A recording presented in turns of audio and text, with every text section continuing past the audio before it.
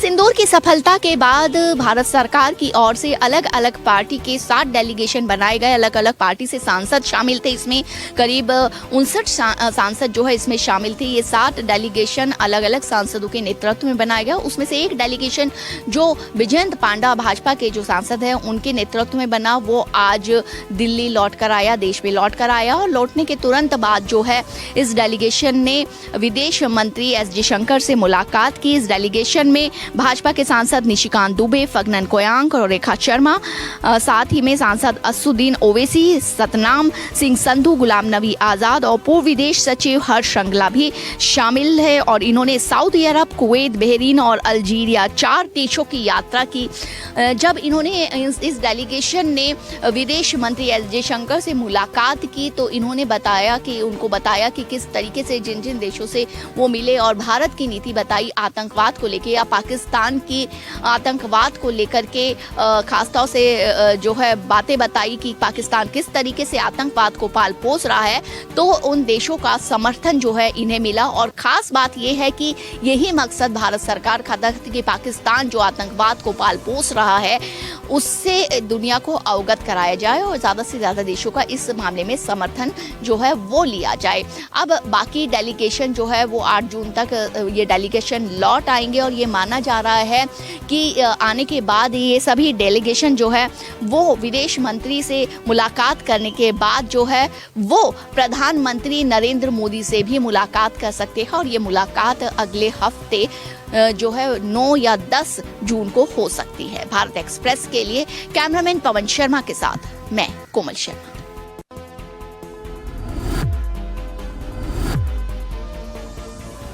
Operation सिंदूर को लेकर लगातार विपक्ष संसद के विशेष सत्र की मांग कर रहा है और इसी कड़ी में आज इंडिया ब्लॉक की एक बैठक हुई जिसमें करीब 16 राजनीतिक दल जो है इंडिया ब्लॉक के, उन्होंने एक चिट्ठी लिखी है प्रधानमंत्री को। उस पर सबने अपने हस्ताक्षर किए हैं और वो चिट्ठी प्रधानमंत्री को सौंपी जाएगी जिसमें साफ तौर पर ऑपरेशन सिंदूर में युद्ध विराम के बाद क्या क्या स्थिति रही, किस तरह से चीज़ों का अंजाम दिया गया, सीज फायर का जो लगातार जिस तरह से अमेरिका के राष्ट्रपति डोनाल्ड ट्रंप जिक्र कर रहे हैं उस पर सरकार का क्या जवाब है, प्रधानमंत्री का क्या स्टैंड है उनके उस स्टेटमेंट पर। इन तमाम चीजों को लेकर विपक्ष चाहता है कि संसद का विशेष सत्र बुलाया जाए, लेकिन सूत्रों के हवाले जानकारी है कि सरकार ऑपरेशन सिंदूर को लेकर कोई भी विशेष सत्र बुलाने नहीं जा रही है। लेकिन लगातार जो है विपक्ष इस चीज को लेकर सरकार पर दबाव बना रहा है और आज करीब 1-1.5 घंटे तक जो विपक्षी दलों के नेता हैं उनकी बैठक हुई है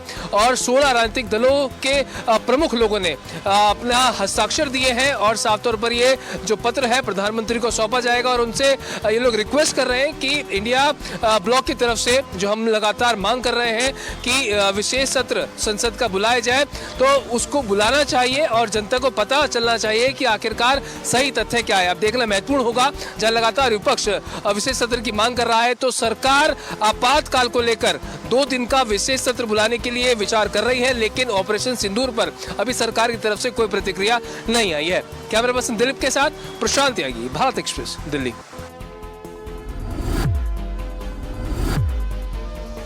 आमतौर पर आरजेडी के प्रवक्ता और नेता नीतीश कुमार के खिलाफ अपशब्द बोलने से बचते रहे हैं, लेकिन जब नीतीश कुमार ने ये साफ कर दिया कि वो एनडीए के साथ इंटैक्ट हैं और आरजेडी को ये लगने लगा कि नीतीश कुमार डोलने वाले नहीं हैं, तो आरजेडी ने तीखे हमले तेज कर दिए। आरजेडी के मुख्य प्रवक्ता शक्ति यादव ने कहा है कि नीतीश कुमार रद्दी माल हैं, उनका मानसिक हालात खराब है, अस्वस्थ है, दवाई चल रहा है और बीजेपी के गोद में है। इसके अलावा नीतीश कुमार पर कई आरोप लगाते हुए शक्ति यादव ने साफ साफ कहा कि नीतीश कुमार भ्रष्टाचार और अपराध से समझौता कर चुके हैं। कुल मिलाकर नीतीश कुमार पर हमले से ये साफ होता है कि कहीं न कहीं आरजेडी अब नीतीश कुमार पर चोट करना चाहती है ताकि एनडीए पर प्रॉपर चोट हो सके।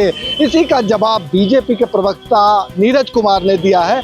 नीरज कुमार ने साफ साफ कहा है कि लालू प्रसाद यादव वंशवाद और परिवारवाद के प्रतीक के रूप में काम करते रहे हैं। कुर्सी से चिपकने के लिए, चिपके रहने के लिए कोई भी पुराने नीतीश जी की फितरत रही। लालू का राजद भ्रष्टाचार, परिवार, वंशवाद का अड्डा बन चुका है। लालू का जोकरपन, भ्रष्टाचार और तेजस्वी का ढोंग बिहार को कई दशक पीछे धकेल दिया, जिससे बिहार को निकलने में अभी भी वक्त लग रहा है। और बिहार को इन्होंने लूटने का काम किया है। बीजेपी प्रवक्ता ने यह भी आरोप लगाया है कि लालू प्रसाद यादव ने बिहार को जंगल राज की ओर धकेला, जिसकी वजह से एनडीए को काफी मशक्कत करनी पड़ी और तब जाके बिहार पटरी पर आया है। दोनों तरफ से बयानबाजियों में बड़े नेता पर निशाना साधा गया है। मतलब साफ है कि चुनावी माहौल बिहार में आ चुका है। सहयोगी कैमरामैन राकेश के साथ भारत एक्सप्रेस के लिए पटना से आशुतोष कुमार।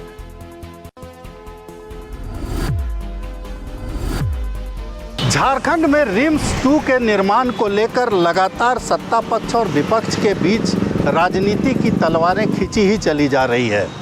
नगड़ी में रिम्स 2 के निर्माण का फैसला झारखंड सरकार ने लिया, नई बिल्डिंग बनाने का फैसला लिया, लगभग 1000 करोड़ रुपए का बजट तैयार किया, लेकिन उसको लेकर के ग्रामीणों ने ही, जिस जमीन पर निर्माण होना था वहाँ ग्रामीणों ने ही विरोध शुरू कर दिया।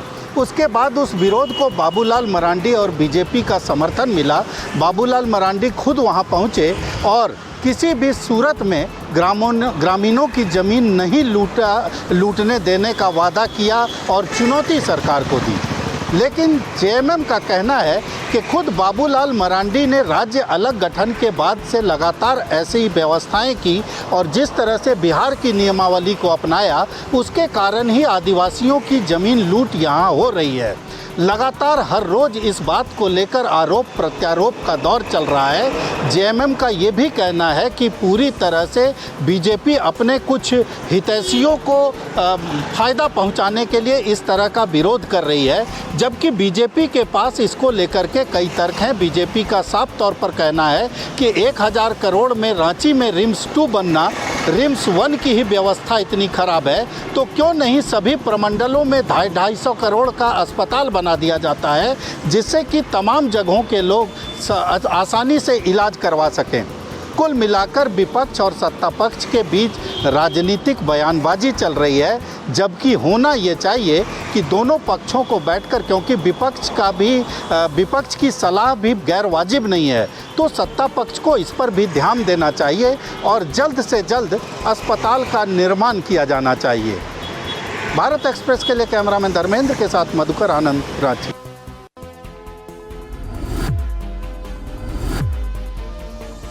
मध्य प्रदेश में सत्ता तक पहुंचने के लिए कांग्रेस ने संगठन को मजबूत करने की प्रक्रिया शुरू की है और इस प्रक्रिया को अपने हाथ में लिया है राहुल गांधी ने।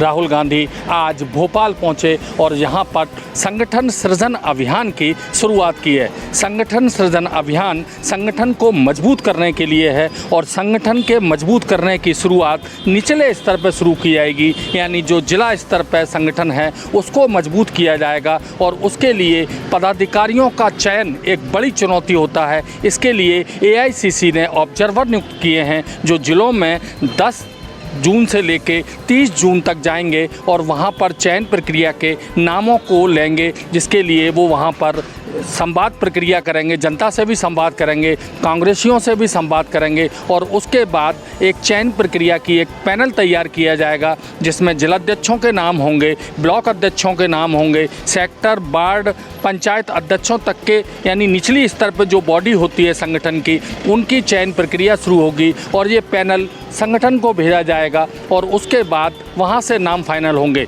राहुल गांधी ने साफ कहा है कि नेताओं के गुट के अलावा जो पार्टी के हित में काम करेगा, यानी जो पार्टी की विचारधारा से जोड़कर काम करेगा, उनको पार्टी आगे तवज्जो देगी और संगठन उसी से मजबूत होगा जो पार्टी की विचारधारा लेकर चलेगा। राहुल गांधी ने साफ गुटबाजी की तरफ इशारा करते हुए कहा है कि निजी हित के अलावा वो पार्टी हित में जो काम करेगा उसको संगठन में तवज्जो दी जाएगी। देखना ये है कि राहुल गांधी का संगठन मजबूत करने की दिशा में संगठन सृजन अभियान मध्य प्रदेश में कितना सफल होता है।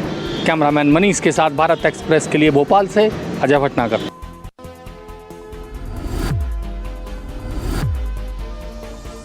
केंद्र की भाजपा सरकार के 11 साल पूरे हो गए हैं।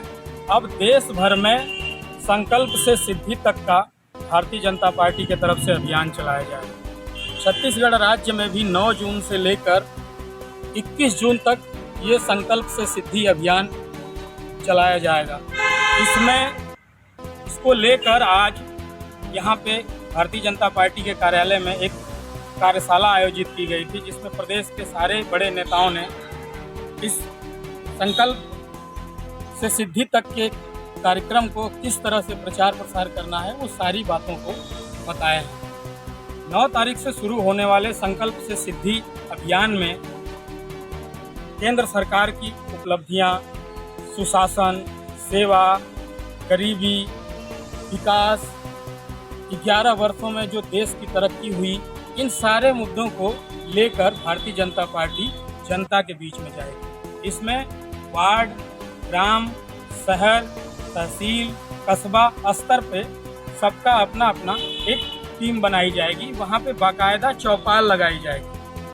चौपाल में वहाँ के स्थानीय कार्यकर्ताओं और लोगों के साथ साथ देश के और प्रदेश के बड़े नेता भी उसमें शामिल होंगे और अपनी उपलब्धियों को उनसे बताएंगे। और ये 12 दिन का जो संकल्प शिविर चलेगा, उसमें बाकायदा आयुष्मान योजना के तहत भी जो गरीबों को इलाज हो रहा है उस पर भी चर्चा होगी, और जितनी भी योजनाएं हैं वो सब पर चर्चा होगी। और चर्चा के बाद एक विस्तृत रिपोर्ट बना के राज्यों से केंद्र सरकार को भेजी जाएगी, और इस रिपोर्ट में के आधार पे ही अगली व्यवस्था लोकसभा की बनाई जाएगी। अब देखना होगा कि इनके जो संकल्प से शिविर अभियान है उसका लोगों तक कितना हिस्सा पहुंच पाता है या नहीं। छत्तीसगढ़ से भारत एक्सप्रेस के लिए मनोज सिंह।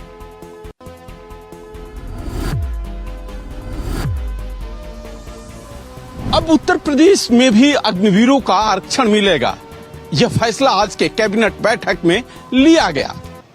इस फैसले से कहीं ना कहीं उन रिटायर अग्निवीरों में खासे जोश है जिनको लगता था कि 3 साल की नौकरी के बाद हम क्या करेंगे। यह जो छूट मिलेगी 20% की छूट होगी। जो भी भर्ती आएगी, उत्तर प्रदेश पुलिस की भर्ती आएगी, पीएससी की भर्ती आएगी या घुड़सवार की भर्ती आएगी, उसमें इनको 20% की छूट दी जाएगी। साथ ही उम्र में 3 साल का अधिक फायदा भी मिलेगा। अग्निवीर को लेकर शुरू से ही उत्तर प्रदेश में खासी सियासत होता रहा है। कहीं ना कहीं यूथ का मोहभंग हो जा रहा था अग्निवीरों से, लेकिन सरकार के इस फैसले से उन युवाओं में जोश भर गया है और अग्निवीर जो नौकरी है उसके प्रति यूथ में एक भरोसा बन गया है। सहयोगी राहुल चौहान के साथ रजनीश पांडे, भारत एक्सप्रेस, लखनऊ।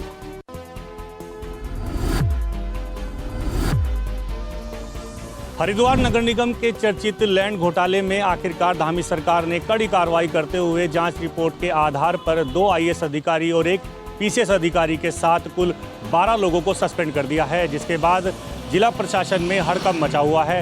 ये मामला उस समय का है जब नगर निगम हरिद्वार में प्रशासक के तौर पर नगर आयुक्त को जिम्मेदारी दी गई थी। उस समय एक जमीन जो हरिद्वार के सराय में थी, उस जमीन को 15 करोड़ की बजाय 54 करोड़ में खरीदा गया था, जिसका भुगतान एक किसान को 3 अलग अलग खातों में किया था। इस मामले में हरिद्वार नगर निगम की मेयर ने शपथ लेने के तुरंत बाद मुख्यमंत्री पुष्कर सिंह धामी से लिखित रूप में शिकायत की थी, जिसके बाद सरकार ने इसे गंभीरता से लेते हुए एक जांच कमेटी बनाई थी। सीनियर आईएएस रणवीर सिंह चौहान की अध्यक्षता वाली जांच कमेटी की रिपोर्ट के आधार पर धामी सरकार ने बड़ी कार्रवाई करते हुए हरिद्वार के जिला अधिकारी कमेंद्र सिंह, 1 पीसीएस अधिकारी अजय वीर सिंह और साथ ही तत्कालीन नगर आयुक्त वरुण चौधरी को सस्पेंड कर दिया है, जिसके बाद पूरे प्रशासन में हड़कंप मचा हुआ है। सरकार ने इस कार्रवाई के जरिए ये संदेश भी दिया है कि उत्तराखंड में भ्रष्टाचार करने वाले किसी भी पद पर हों, उनके खिलाफ ऐसी ही कार्रवाई जारी रहेगी। बहरहाल इस पूरे मामले की जांच सरकार ने अब विजिलेंस को भी सौंप दी है। देहरादून से अभिषेक कुमार, भारत एक्सप्रेस।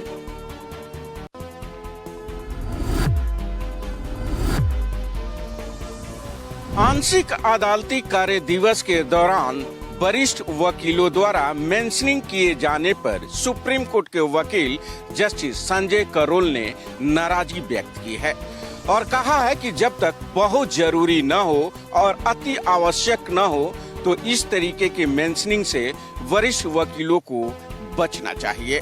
साथ ही उन्होंने कहा कि जो जूनियर वकील हैं उन्हें इस समय मौका दिया जाना चाहिए। यह कोई पहली बार ऐसा नहीं है कि वरिष्ठ वकीलों द्वारा मेंशनिंग किए जाने पर कोर्ट ने नाराजगी व्यक्त की हो। इससे पहले भी जस्टिस वीवी नागरत्ना की खंडपीठ ने वरिष्ठ वकील मुकुल रोहतगी, फिर से उसके बाद अभिषेक मनु सिंघवी और इसके अलावा अन्य वकीलों द्वारा मेंशनिंग किए जाने पर आपत्ति जाहिर की थी और उन्होंने कहा था जो सुप्रीम कोर्ट ने 2013 में नियम बना रखे हैं उस नियम के मुताबिक वरिष्ठ वकीलों को मेंशनिंग नहीं करना चाहिए।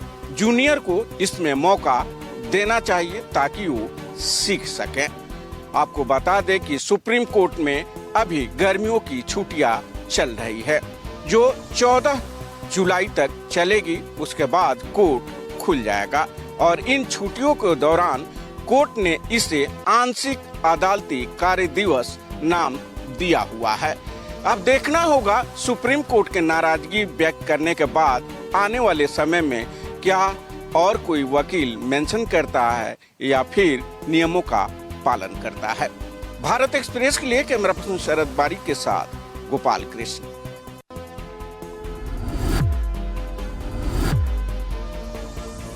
मेक इन इंडिया का डंका अब आंकड़ों में बोलने लगा है और यही कारण है कि भारत के रक्षा उत्पाद रोज नए आयाम गढ़ रहे हैं। भारत के रक्षा निर्यात की बात करें तो ये 24,000 करोड़ से ऊपर तक पहुंच चुका है। वहीं रक्षा उत्पाद 1.46 ट्रिलियन से ऊपर तक पहुंच चुका है।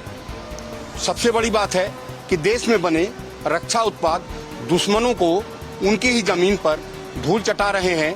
वहीं रक्षा के क्षेत्र में बड़ी बड़ी अंतर्राष्ट्रीय कंपनियों को पीछे छोड़ने का भी दावा ठोक रहे हैं।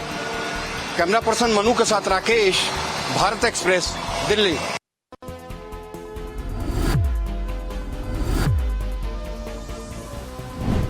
मध्य प्रदेश के बड़वानी जिले में कुछ गांवों में अज्ञात जानवर के काटने से 6 लोग और 3 जानवरों की मौत हो गई है।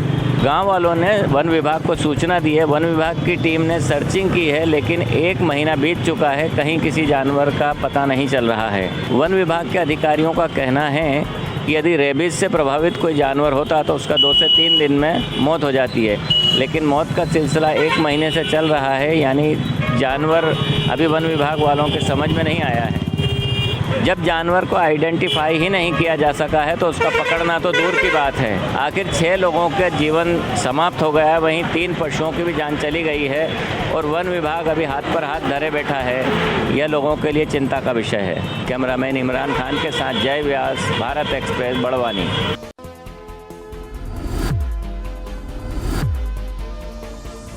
2010 बैच के आईपीएस शिव हरि मीना आज वाराणसी पहुंचे। आपको बता दूं कि शिव हरि मीना लखनऊ में कार्यरत थे तथा तकनीकी सेवाएं पुलिस भर्ती बोर्ड में यह कार्यरत होने के बाद उनका स्थानांतरण हुआ और अब वह वाराणसी के नए अपर पुलिस आयुक्त कानून व्यवस्था होंगे। आज वाराणसी सर्किट हाउस पहुंचने पर उनका बाकायदा आरआई तथा पुलिस विभाग के तमाम अधिकारियों ने उनका बुके दे करके स्वागत किया। तत्पश्चात शिव हरि मीना जो है बाबा काल भैरव का दर्शन, बाबा काशी विश्वनाथ एवं संकट मोचन का दर्शन करने के बाद देर शाम उन्होंने आज वाराणसी के नए अपर पुलिस आयुक्त कानून व्यवस्था का चार्ज लिया।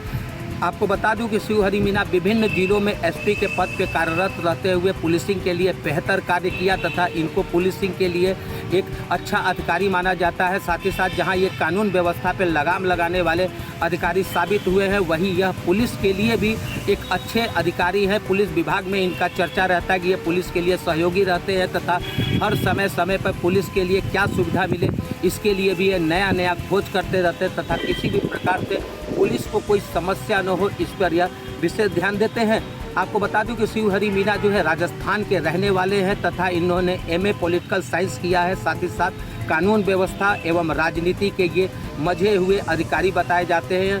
कानून व्यवस्था को कैसे मुकम्मल रखना है, कानून व्यवस्था कैसे सुरक्षित करना है, कानून व्यवस्था में कैसे आगे बढ़ चढ़ करके कार्य करना है, अपराधियों पर कैसे लगाम लगाया जाना है, इसके लिए शिव हरि मीना को जाना जाता है। कैमरा पर्सन अभिनव वर्मा के संग विमलेंद्र राय, भारत एक्सप्रेस, वाराणसी।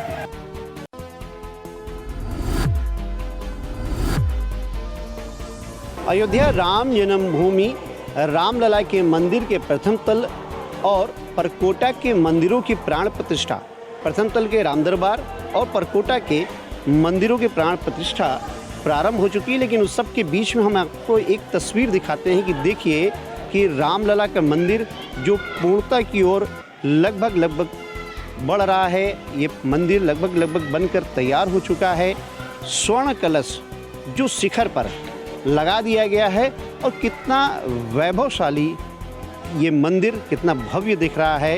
ये नज़ारा हम आपको मंदिर से लगभग 500 मीटर के करीब से आपको दिखा रहे हैं। आप देखिए कि स्वर्ण जड़ित कलश स्पष्ट रूप से दिख रहा है। ये पहली तस्वीर है। इससे पहले राम जन्मभूमि तीर्थ ट्रस्ट ने जरूर तस्वीर इसको साझा किया था, लेकिन भारत एक्सप्रेस आपको ये तस्वीर दिखा रहा है कि देखिए किस तरीके से मंदिर की भव्यता अब सामने झलकने लगी है। रामलला, क्योंकि अगर इसकी ऊंचाई देखिए तो भूतल से ये 161 फीट ऊपर है और शिखर के ऊपर कलश की स्थापना की गई है और कलश के ऊपर ही स्वर्ण मतलब सोना को मढ़ा गया है। आप देख सकते हैं कि जो शिखर है, मुख्य मंदिर के ऊपर का शिखर, और उसके सामने और उसके पीछे की ओर भी जो मंदिर है वहाँ भी आप देख सकते हैं कि ये जो स्वर्ण कलश जो है वो पूरी तरीके से अब बनकर तैयार हो चुका है, सोना मढ़ा जा चुका है।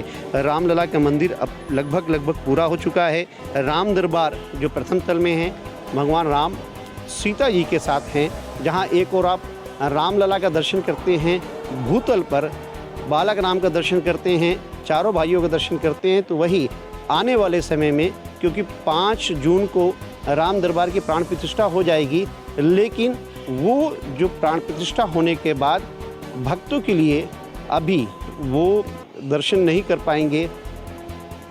समय आने पर ये बताया जा रहा है ट्रस्ट की तरफ से कि कुछ महीने लगेंगे कि वो भक्तों के लिए खोल दिया जाए, लेकिन इस दौरान पूजा जरूर होती रहेगी।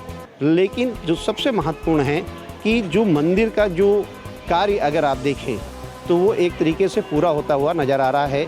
यहाँ भूतल पर रामलला हैं, तो प्रथम तल पे राम का दरबार है, सीता जी, विशेषतः सीता जी भी साथ में हैं, हनुमान जी भी हैं, भरत शत्रुघ्न भी हैं, और इसके अलावा जो वैभव है दरबार की वो भी स्पष्ट दिख रही है। हालांकि श्री राम जन्मभूमि तीर्थ ट्रस्ट ने ये फ़ोटो जरूर जारी की है, लेकिन जो मंदिर की भव्यता है, शिखर पर जो स्वर्ण कलश स्थापित होने से जो कलश है उसके ऊपर सोना मढ़ जाने से वो एकदम अलग दिख रहा है। कैमरा सहयोगी नाजिर के साथ मनमीत गुप्ता, भारत एक्सप्रेस, अयोध्या।